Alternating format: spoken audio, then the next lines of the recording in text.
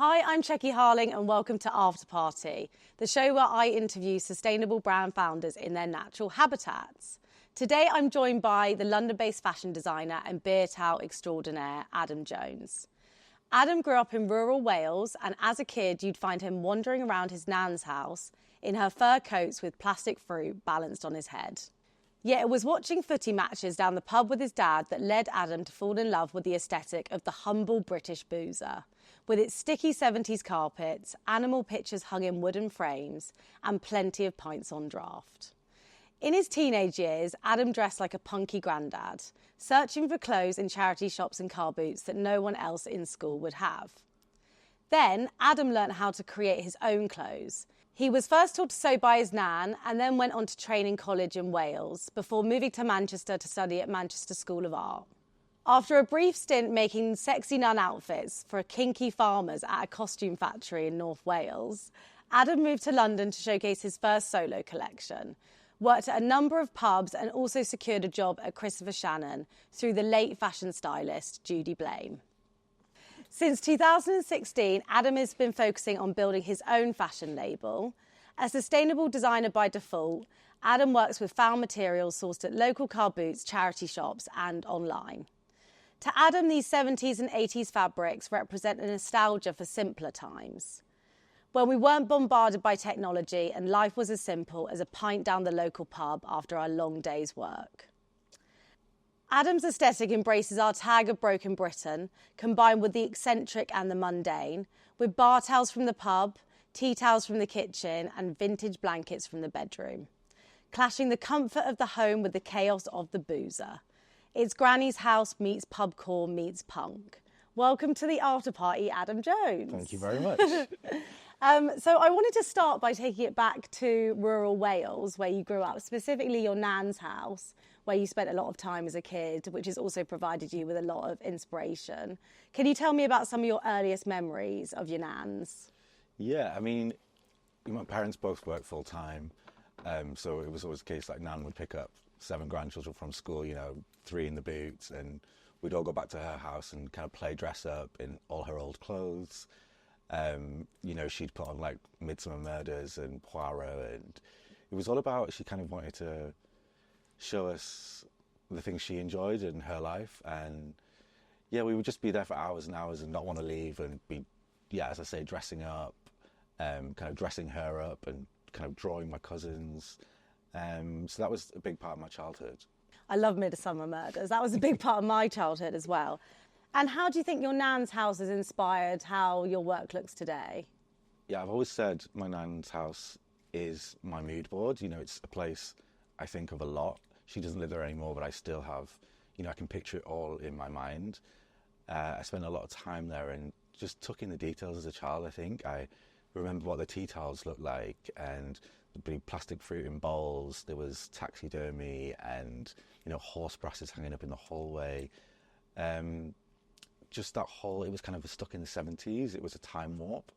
She hadn't changed it since she moved in, and it's just a place I think of fondly, and the textiles she had are just something I think of constantly when designing. That's amazing. And can you talk a little bit about the kind of nostalgia that you have for like the 70s and 80s? It wasn't necessarily a time which you were like growing up in, but you feel like you have this connection to.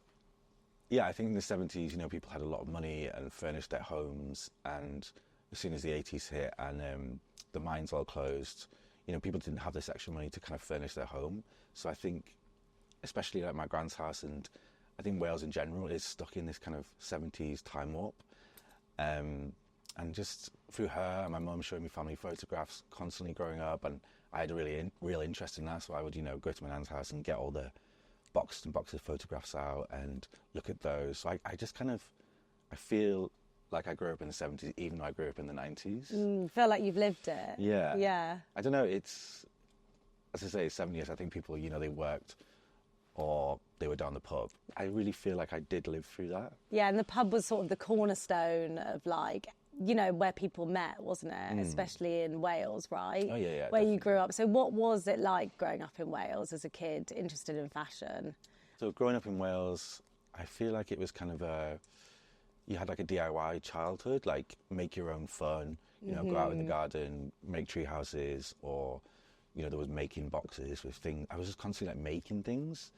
We didn't need much, and there wasn't much around us, so it was kind of get out there, go for walks, build things, make things, or a lot of time was spent on car boot sales. You know, my parents would maybe go out on a Saturday night, it's their one night off, so we'd go and stay at my nana's, and then we'd go to the car boot sale early on a Sunday morning and rifle through all the old treasures and trinkets and just whatever we could afford is what money she would give us. And usually it was like something I could take home and make something out of. So, yeah, quite a simple childhood, but I'm very fond of looking back. And you touched on making things. What do you think was the first thing that you remember making? Whether that was a fashion item or otherwise? I guess a lot of it was like about, I suppose it was fashiony quite early on. It was about accessorising the way I looked, or, you know, I didn't see any other kids from my school when I was going around the car boot sale, so I would pick up things like old key rings or anything sort of like that I could, you know, attach to my jumper or something to put on my school bag. It was usually finding something that I could accessorise my school uniform with.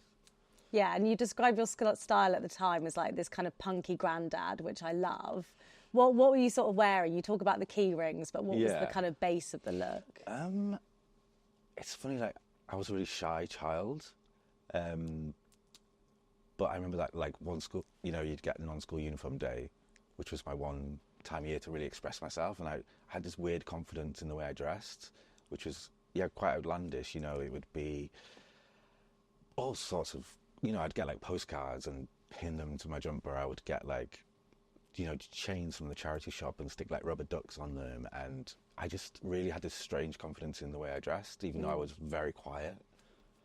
And it was kind of punk in a way. Do you think you'd looked into the punks, or how did that sort of influence? I mean, I'm thinking like probably when I was like 12, 13, 14, I probably had never heard of punks or didn't know who they were. I don't really know where it came from, but I just wanted to be different. Yeah. And then how do you think that evolved into wanting to be a fashion designer? Because we're talking rural Wales, aren't we? Like, again, you're sort of quite cut off from... It's in the middle of nowhere. You know, there was no high street stores like we have today. You know, you would have to get stuff off the market from charity shops. There was no Topshop or H&M, you know. So it was like stealing things off my mum, stealing things off my grandma, and just meshing it all together. I mean, the first time I think I saw fashion was, I guess it was like the Sunday supplements in the newspaper that, my nana's getting a lot of airtime here, but she would keep them and like cut out specific things for me and kind of put them in a package. And, you know, when I went round there, I'd have all these cutouts from like Hello magazine or the Sunday supplements to look through. That's amazing. It was just like kind of another world that she obviously knew I was interested in and wanted to encourage that. And then in terms of like your formal training, so what happened at school? How was your experience of that? And like, I mean, school... Were you into textiles? Like, what was your sort of journey? I probably was secretly into textiles, but it wasn't a thing for a boy to do back then. It would basically, not that I was gay then, be like outing yourself or you were different if you chose textiles. So it was more art focused in school. Like I was a geek. I was the only one in art club after school. I would go in at lunchtimes and hang out with the art teachers. So a bit of a teacher's pet in that subject. And I just began like being obsessed with like drawing women and drawing trainers, and that kind of, they wanted me to go on to do fine art, but I was like, no. I knew at 16 like I wanted to make clothes. So I went to study in Wrexham at what was then Yale College, and you know they had it doesn't exist anymore. It was a BTEC in fashion design. Yeah. And they had, you know, all the industrial machines, all the equipment there. We were taught by like ex-designers from like Laura Ashley, Marks and Spencer. You know, we were taught how to pattern cut at age 16. Like, it's amazing. It was, fantastic. And they came from the factory, so there's sort of this history of Welsh manufacturing as well, which is sort of all intertwined with your journey. As I said, like Laura Ashley, Burberry, M&S factories were all in North Wales, so they'd all like had experience from sewing and then also designing. So they just brought that all that knowledge to us. And what were the women like? What were they like that were teaching you? I mean, they were characters, but like really encouraging. I think they could tell that I was serious about it. So they really, really invested in me and really encouraged me. And then what did your work look like at the time? Was it quite similar to your aesthetic now? Or no? I mean, you make a lot of horrible stuff when you're young, don't you? No, wild, like crazy pattern cutting. Like I was obsessed. I thought I wanted to be a pattern cutter. I was obsessed with that. So, it'd be very like spikes out here, spikes out there. Yeah. All sorts of Mental silhouettes, basically. Yeah. And then, so what happened next? You went on to Manchester, right? Yeah. Manchester School of Art. So, I went to study at Manchester School of Art, did a BA in fashion design there, which was, amazing. And, I went in already knowing how to pattern cut, how to make clothes, which other people hadn't had that opportunity before. So, I was just away from day one. And so when did it go from being all about like spiky silhouettes to your design aesthetic now? How have you seen that evolve? Yeah. I mean, I was probably trying to escape Wales. I wanted to go to this big city and kind of denied my background and heritage and basically pretended to be English. I didn't want any association with it. I didn't think, designers came from the countryside. And so it wasn't until like much later on that came in, I think. I think my design aesthetic started from just my disinterest in fabric stores. It just didn't excite me, and it wasn't, something I tried to do for the first 2 years, but it just wasn't me. And by the time I got to third year, I was just kind of longing for home and reminiscing about, being brought up on these car boot sales and spending a lot of time at my nan's house, and just thought, what is there that sets me apart, and what can I use that feels more natural to me? I just started looking in charity shops and wherever I could for like secondhand materials. The university was having work done on it, and the builders were like leaving around their like painted blankets and all the insulation materials, and I just started like stealing them and working with them, and that was kind of a real introduction to like looking elsewhere than fabric shops and looking around you and the things you can use that other people are not looking at, or they're overlooking. I thought, let's see what I can do with this. Being a bit more thrifty about it, yeah. Which I'd always been very thrifty. I just had tried to get, to be more fashion. Yeah, you sort of veered away from it because you thought that was how you should be, in a way. DIY was a bit naff. And then you went back to your roots. Yeah, 100%. There wasn't really a thing of sustainability then. No. It wasn't spoken about. It felt a bit kind of Women's Institute, DIY, granny core, which is what I love. But yeah, I love that. I love that you cite the Women's Institute as an inspiration. I feel like I wasn't allowed to be. It wasn't the way to get into fashion. Exactly. So you were trying to fit a mould, basically, but you realised what actually makes you stand out is what I really love. What you really love, yeah. And then, so you, after Manchester, you moved back to Wales and got a job in a costume factory, which sounds absolutely wild. So could you tell us a little bit about that? It was wild.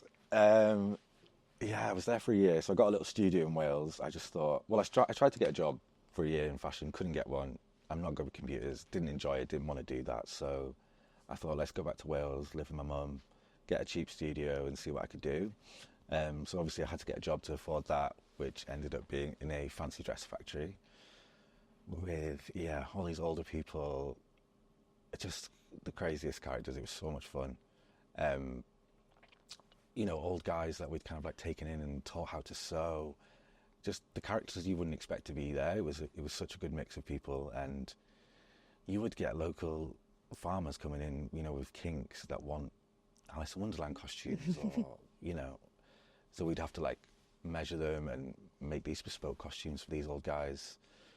I mean, you'd get people calling up. There was like this kinky edge to it. People would call up and want to discuss the costumes, but didn't actually intend on placing an order. Oh, God. It was almost like phone sex or sexy nun outfit kind of thing. Yeah.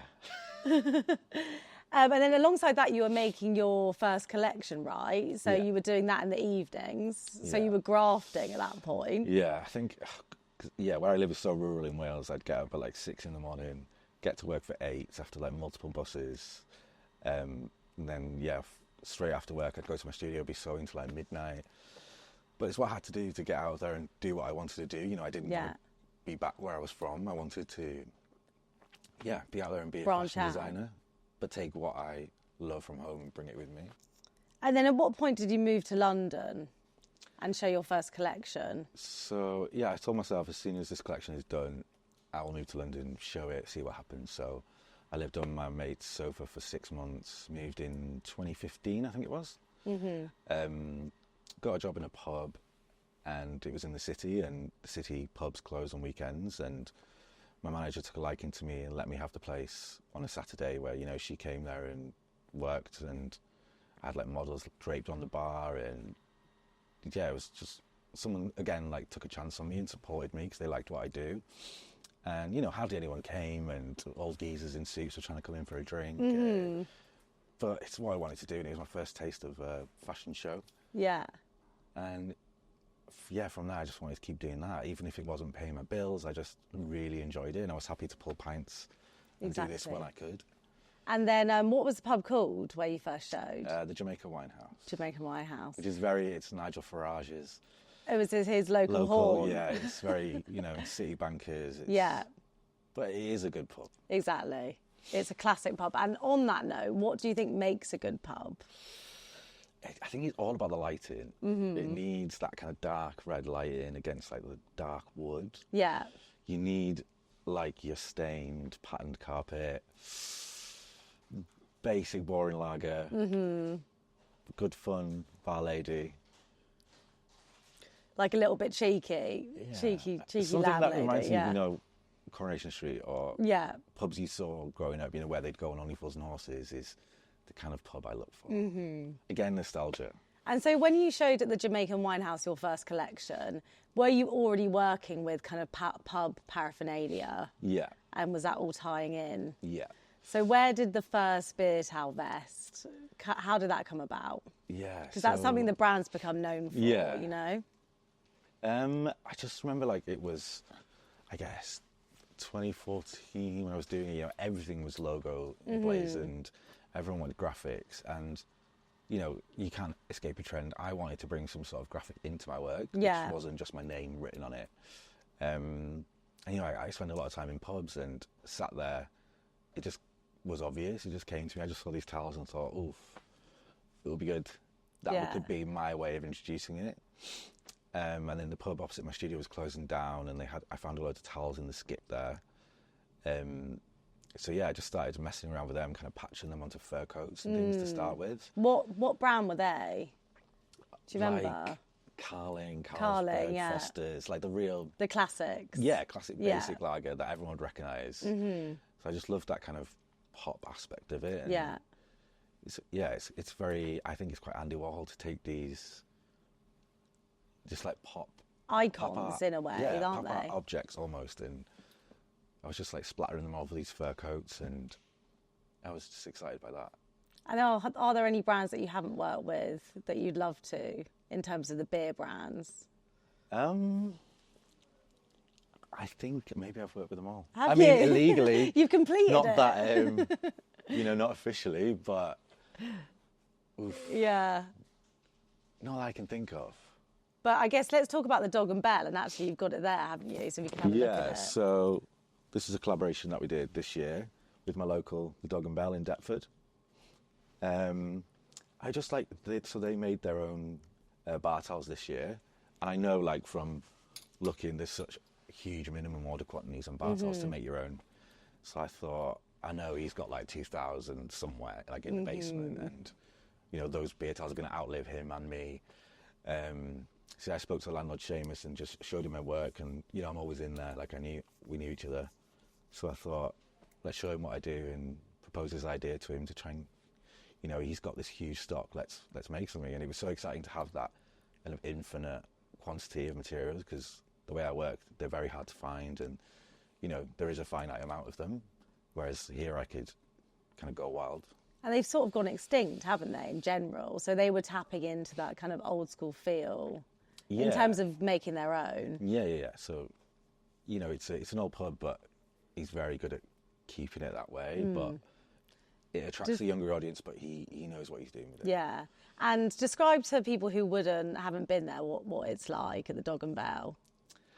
I mean, you spent New Year's there, didn't you? it's everything I like in a pub. It's, you know, it's run by this Irish guy, Seamus, and his dog is always there. again, it's just the lighting is perfect, the staff are lovely, the aesthetic is just bang on, even though, you know, he's just had an extension done, but you'd never know. It's like it's always been there. He understands how a pub should look, or how I like a pub to look. I just feel, that kindred spirit with him. It's quite busy, isn't it, in there, like in a nice way? It's getting busier. And then they sold your collection, Yeah. which was amazing. Yeah, so we had an event there. Just got some friends and customers down to wear the vests and have some drinks, and it was good fun. Weren't the dogs even wearing the vests? I love that. So good. So why do you think your customers love the Beer Towel vest? Why do you think there's such a following? I don't know. It's a funny one. I mean, obviously you get like the older customer who recognises that they are made from beer towels and appreciates that. Again, probably have a nostalgia for it. But then you get young people that don't know what a beer towel is and don't recognise them from the pub, or can't get their head around that it's made from these. But they still like the aesthetic of it. So I guess. What are some of your favourite pubs at the moment, and what's your order? Favourite pubs? Oof. I mean, I love the Blue Post in Soho. What else do I love? What do you love about it?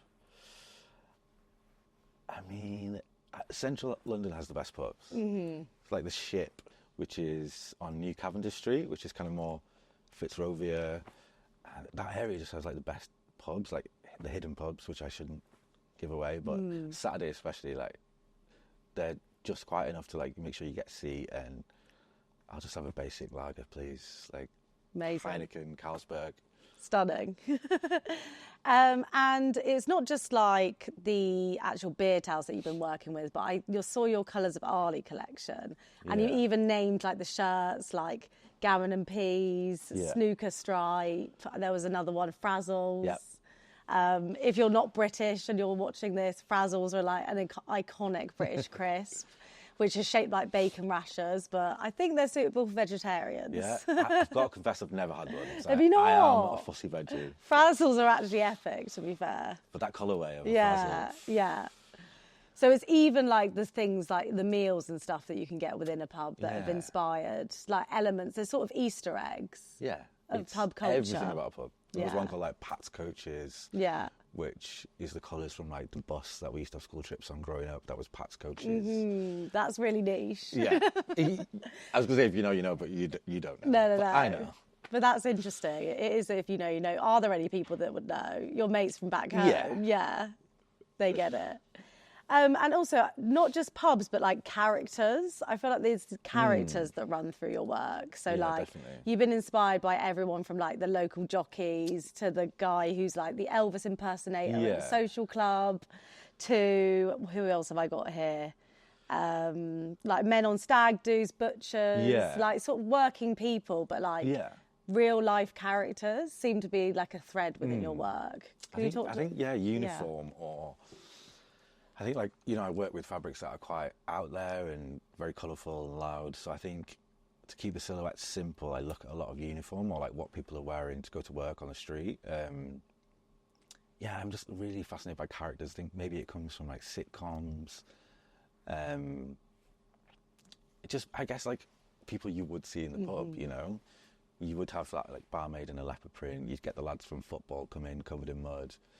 You'd get, you know, maybe the local vicar pops in, or it's very, I don't know, like kitchen sink British exaggeration of local characters that you'd have in a village that would meet at the pub. So maybe an idealised version, but like the Colours of Arley thing was, Deptford is where I live, it's kind of like a little market area of London that is still like that today, and just seeing all those guys in their stripes every day.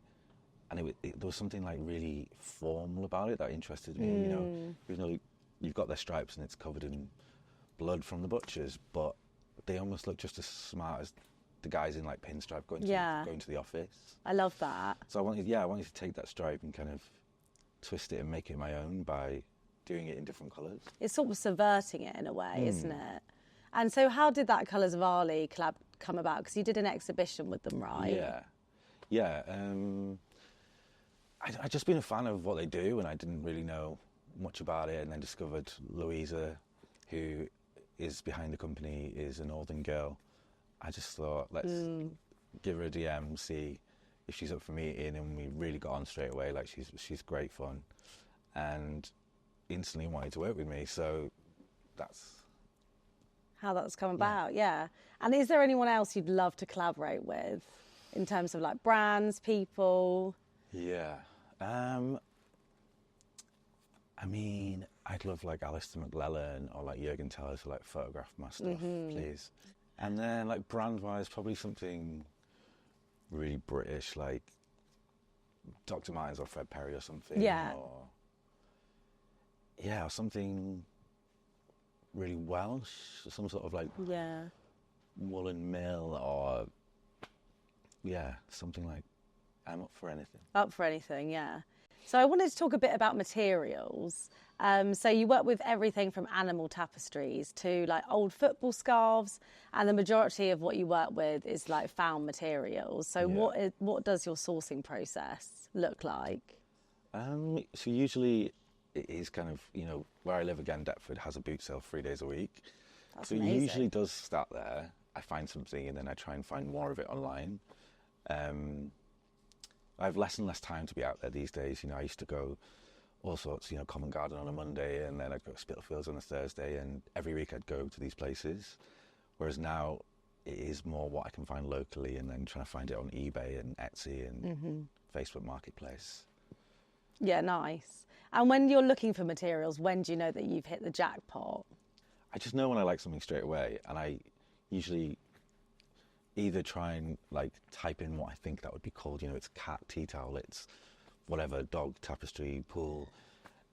Usually put all these random words into eBay and try and find that, or with Google I'll take a photo of something in the boot sale, see if there's more out there, and that'll kind of decide like if I should buy it and if I should work with it, because I don't want the pieces to be one-offs. There's something, I don't know, a bit naff or I don't like about that, so I've got to make sure I can get enough quantity of that same material. Yeah. Which is exciting. So it's a fine line, basically, between it being limited runs, but not like one-offs. Yeah. Yeah. And like, it'll come back again, nothing is last season or outdated. Everything on the website will in and out of stock. Like, you have to get it when it's there. And exactly. You don't know when or if it's going to come back. But there's this element of surprise, I guess, as like in your practice, that you don't know what's coming next, which is quite nice. And, people still buy things I made 5 years ago, and next month you might get it again. And I like that way of working. Is that the timelessness as well? Yeah, hopefully. Yeah. Each collection is adding to this huge back catalogue of collections of work. More like an artist, doesn't like discard their artwork after 20 years, it gets shown again. And I want it to still be there and just keep adding to it. Yeah. And you've worked with like some bizarre things, like NOS canisters, like tea towels, some people might think is bizarre. Like, what do you think some of the oddities that you've incorporated into your collections? I mean, there's a lot of things that get scrapped. I mean, I really enjoyed the ceramic plate brooches this year, which was just, again, with a ready-made, you take an old kind of hunting scene ceramic plate that you'd get at like your nana's house, put a brooch back on it, stick it on, it's that kind of, again, the ready-made, collecting, sticking things on it, I guess like I did when I was a kid. Nice. And what do you love about working with old fabrics? Because I see you as like a sustainable designer by accident. It's not like sustainability is what's motivating you. It's like the love of this old, right? Yeah, definitely. Everything I use has this kind of backstory to it, and I have a nostalgia attached to it. Whether it's a tapestry or a tea towel, it's just, I think things were made better back in the day, and it's really exciting to have a tapestry that some lady spent hours working on. It could have taken months, and they're kind of discarded now. Whether it's given to a charity shop or sold on eBay or put in a skip with house clearance, I just really value the craft in these old objects and want to preserve them and give them another life. And what are some of your favourite charity shops without giving them all away? I mean, the best charity shops are usually the ones that you've never heard of, and you don't even know if that money is going to charity. In London you get some bizarre named ones, and they don't seem to know where the money's going. Well, exactly. It's like, is this the charity shop? Is this like, Sometimes where am I? Yeah, sometimes people like barter in the charity shops. Yeah, that's outrageous, isn't it? It is, yeah. It's like it's literally going to charity. And so what's your sort of process like? Once you've sourced the fabric, it almost starts with the fabric for you, right, is my understanding. Yeah, definitely. You don't usually start sketching. No. It's usually you see what you can work with, right? Yeah. And then that process, what does it look like from when you sort of get your hands on the fabric to when you show that final collection? Yeah, as I say, like I can't sit down and sketch and say, you know, I want to make this, let's go and look for that. So it does start with, it's almost like a year of collecting. The whole design process is me collecting over like a period of like 6 months to a year, and I kind of bring all these tapestries and blankets and whatever I find and kind of hang them up on a rail and see them next to each other, and you know, things get taken in and out, and you know, I've always got collections and boxes of stuff that, you know, I'll add in, take away, and so almost the collection is kind of there, even though it's not made into garments yet. You can just see the colours and the patterns and if it works. And then depending on like the dimensions of the fabric, I'll decide like, is it big enough to make a pair of trousers or a coat, or sorry, that'll have to be a top. It kind of tells me what to do with it, which is, it's the way I work, and I find it exciting. Yeah. So I wanted to ask you about animals. So they're a running thread through your work. We've got sort of horses on tote bags. Yeah. Dogs on jumpers. There's a lot of birds. There's some pigeons. Yeah. Talk to me about animals and how they kind of inspire you. I mean, yeah, I'm a big animal person, I guess. It comes from like growing up in the countryside in Wales, being, you know, you take your dog for a walk and there's a cow, there's a sheep, there's a horse, there's a chicken. And again, like, they're kind of like, the way that like their images adorn like pub walls is kind of interesting. Yeah.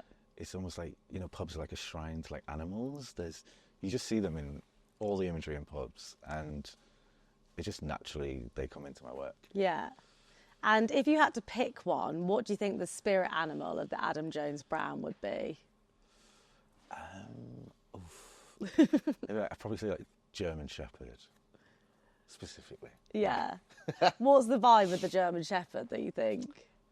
I just feel like in a lot of 70s kind of objects, it's kind of an image you see a lot, whether it's on plates or blankets or tea towels. I don't know, they're kind of associated with it somehow. Yeah, for me. Yeah, it's again that nostalgia, I guess. How would you describe the Adam Jones customer? Like, what's their vibe, would you say? As I said, like, they're all different. But yeah, I have a great relationship with my customers, I like to think. Especially if somebody buys something more than once, I usually recognise their name and I remember their Instagram handle. And that kind of fascinates me. Like, I wouldn't post a picture of me in something designer and tag the brand, but I love that. People do that. Like, they're almost like proud to show off that they're wearing something I've made and they want me to see it. It's just really nice. Like, I feel like I know them, even though lots of them I've never met. And is there anyone else that you'd love to wear your work? I feel like you've asked Sarah Lucas before, who's an artist, and I read that you got her to sign a SIG packet at a gallery opening once. Yeah. Do you have the SIG packet? I do, I can show you. I was very drunk at the time, so I thought, why not? So I love it. That's so cute. It's kind of, my pride and joy. It is a Sarah Lucas piece. Exactly. So yeah, apart from Sarah Lucas, is there anyone else you'd love to wear your work who hasn't yet? I'd like to be surprised by who wears it. Do you know what I mean? Like Dua Lipa bought 2 pieces and wore it, and amazing. I'm just always surprised by who buys it and who gets styled in it, and I'm up for anyone to wear it. Yeah. You know. Callum Scott Howells, the actor, the Welsh actor, has worn pieces a few times, which I like to see him in it. He's kind of, someone I imagine wearing my stuff. Nice. And my final question is, if in theory the world were to end tomorrow, what would you be wearing to the after party? I mean, I'd like to say something exciting, but probably black t-shirt, camo trousers. The classics. Yeah. Well, thank you, Adam Jones. Thank you. Pretty good. Cheers. Cheers.